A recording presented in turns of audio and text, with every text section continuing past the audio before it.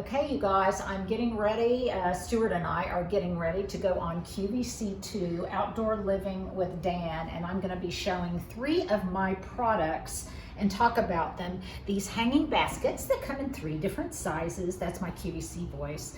But these are really great quality, you guys. They are so much better than just the cheap wiry ones that you can get at, like a home improvement center or something.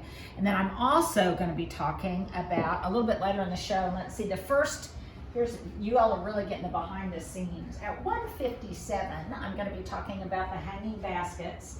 And at 2:40, this is Central Standard Time, I'm going to be talking about the great plant stands. I love these, you guys. Look at this. Look at how great this looks. This galvanized one looks with one of my little 7-inch baskets.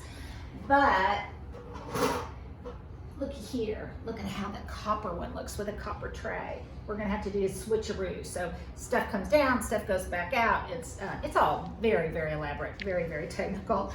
There's that color. And then I've got a black one too. And then lastly, at approximately 2:47, I'm going to be showing these wonderful garden urns. Now, this is really you guys and me, our kind of stuff, because this is the stone color, but look at how it's got this great patina, you guys, because I've muddied it up, and I just love that. Now, this is kind of heavy, so I'm going to set this down. It's not as heavy as it would be if it were concrete, but it's definitely heavier than it would be if it were fiberglass or something. This is kind of a faux stone, and I just love it. And this comes in the terracotta too. You guys, I think these are going to go really fast.